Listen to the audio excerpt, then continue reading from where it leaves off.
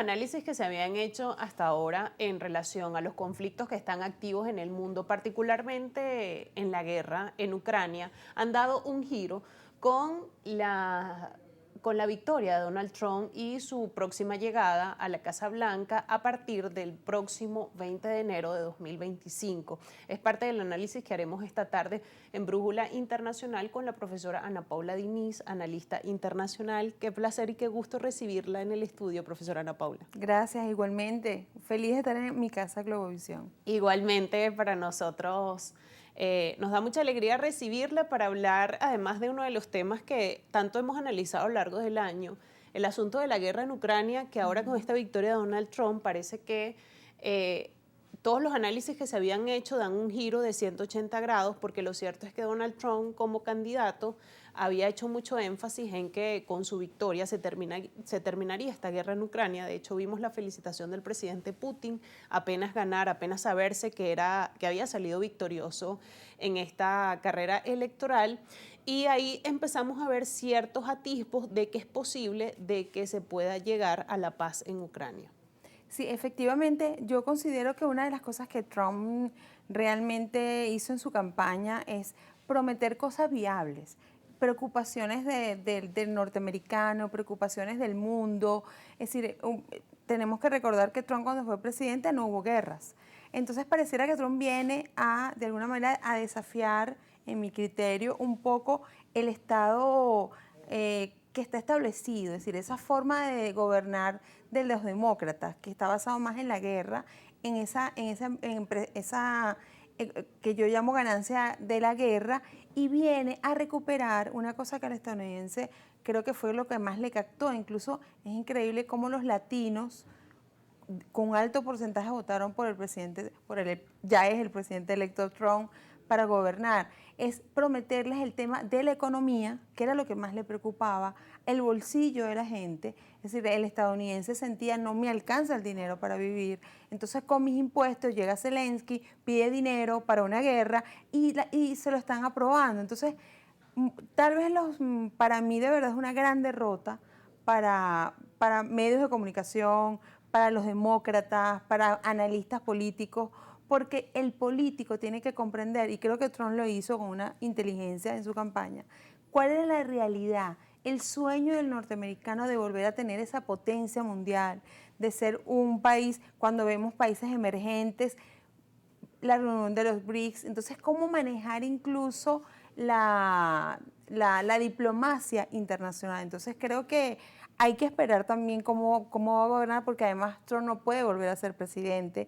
Tiene que está nombrando ya prácticamente todo su gabinete, con algunas sorpresas, como lo acaba de decir, como la noticia de que Marco Rubio es el nada más y nada menos el que va a llevar su diplomacia. Pero vemos a un Trump más maduro, en mi opinión, a pesar de haber sido una elección polarizada, una cosa increíble en los Estados Unidos, que la gente incluso decía: parecen países que estamos hablando de un país latino, de la polarización, insultos, ese tipo de cosas. Y creo que los demócratas, esto es una gran lección para los demócratas, de que la gente, ¿qué quería la gente realmente escuchar? Muchos dicen que no le dio tiempo a Kamala Harris porque fueron 100 días, la imposición de una candidatura. En cambio, Trump gana unas primarias. Entonces, Trump fue a la economía, al problema real del estadounidense, y creo que va a ser y va a representar, en mi opinión, el hombre de la bandera de la paz, de lo que hemos hablado. Tal vez con algunos conflictos, sabemos su alianza de los Estados Unidos con algunos países, pero no está dejando de reconocer, tal vez sin decirlo, que hay algunos otros países que están surgiendo. Y tenemos que recordar, por ejemplo, cuando se reunió con el presidente de Corea del Norte en su gestión pasada. Es decir, esas audacias en la diplomacia tal vez las volvamos a ver.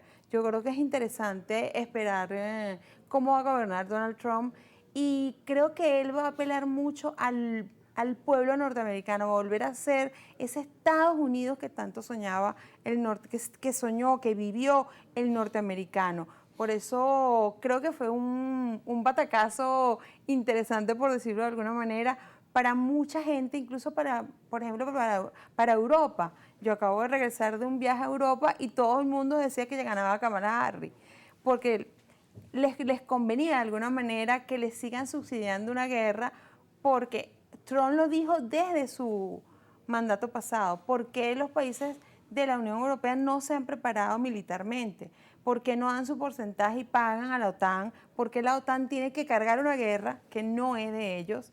Y prácticamente la OTAN le dice, o se sienta con Putin y sienta a Zelensky y le dice, no, si financiamos más la guerra, probablemente simplemente la guerra se acabe. Yo creo que a pesar de su personalidad, su manera de ser, su manera de hacer las cosas, creo que está tomando decisiones, algunas decisiones importantes, por ejemplo, algunas designaciones de su gabinete de inteligencia, cuando vemos a la persona que nombró en inteligencia como fiscal, a la persona está de alguna manera enviando señales, porque él fue víctima de mucho de ese Estado, fue víctima. Atentados contra él, contra su vida, atentados de inteligencia, fake news. Fíjate que es una de las cosas que también lo dice el fiscal, el que acaban de nombrar fiscal. Entonces, creo que es bien interesante lo que viene para cuál va a ser su postura con Latinoamérica, por ejemplo, México y todos los países latinos. Una cosa es haber sido, como digo yo, Marco Rubio, haber estado en otra posición, vamos a verlo ahora en el Departamento de Estado. Profesora Ana Paula, usted ha dicho algo muy importante cuando habla de los medios de comunicación y cuando habla, por otro lado, también de la visión de que tenía Europa, de que ya daba prácticamente por victoriosa a Kamala Harris. Entonces, no sabemos muy bien si lo que conocíamos de cómo se estaba cocinando esta elección era lo más cercano a la realidad, porque la verdad es que vemos que Donald Trump gana y sí, parece un batacazo, pero lo cierto es que puede ser que el ciudadano estadounidense sabía cómo se estaban moviendo las cosas, hasta qué punto el papel de los medios de comunicación internacionales sale cuestionado, hasta qué punto la industria del entretenimiento, porque vimos muchas figuras del mundo hollywoodense apoyando a Kamala Harris, muchas daban por seguro de que el Partido Demócrata triunfaría en estas elecciones y realmente no fue así. Y lo conecto con el hecho de que también se le ha vendido mucho a la gente de que la guerra en Ucrania era el destino que había que tomar porque no había otra opción. Entonces, ¿qué papel juegan en todo esto los medios de comunicación, los análisis y de alguna manera impulsar esas narrativas que no necesariamente se corresponden con el clamor de los ciudadanos de estos países? Yo creo que esta elección ha sido para mí histórica y muy claramente el declive de muchos medios de comunicación. Tú veías medios de comunicación totalmente demócratas que estaban alineados con la parte demócrata. Yo no tengo nada en contra de ningún partido, pero sí hay una realidad. Una cosa es el populismo o decir o tener una narrativa y otra cosa es la realidad. El norteamericano votó según su realidad, sintió que el gobierno de Biden tenía inflación, no le alcanzaba el dinero, no podían pagar los alquileres. Entonces, Trump conectó, y yo creo que eso es lo interesante como experiencia para un político, que no todas las encuestas dicen la verdad, porque no están midiendo la realidad, no están midiendo la necesidad. Que pareciera que no la miden, sino que buscan condicionarla. Condicionarla de alguna manera y no están conectados con la realidad. Por eso yo siempre insisto que un político debe estar conectado con la realidad, porque si no aparecen cosas como esta. A Trump lo acusaron de violento, de juicios, utilizaron incluso la vía judicial para impedirle que llegara a ser presidente de los Estados Unidos, sin olvidar que solo pensaban que el estadounidense está pendiente de transgénero, de cosas que tengan que ver con temas progresistas, que yo no tengo nada en contra de eso, del aborto. No, el estadounidense estaba preocupado, y lo acaba de demostrar, por su economía, por tener una vida digna, porque se había ido a un país a cumplir un sueño, o el propio norteamericano a ver a un Estados Unidos próspero. Si vemos la campaña de Trump, siempre insistió, vamos a volver a los Estados Unidos prósperos, vamos a volver a ser el mismo país. En un contexto mundial donde hay países emergentes, la reunión de los BRICS, vemos a Rusia, vemos a Irán, vemos a otros países que están surgiendo, y bueno, o aprendemos a vivir en esta multipolaridad, tal vez, no va a dejar de ser una nación, pero tenemos que escuchar yo siempre lo digo, el político, el que va a ejercer un cargo público, escuchar la realidad.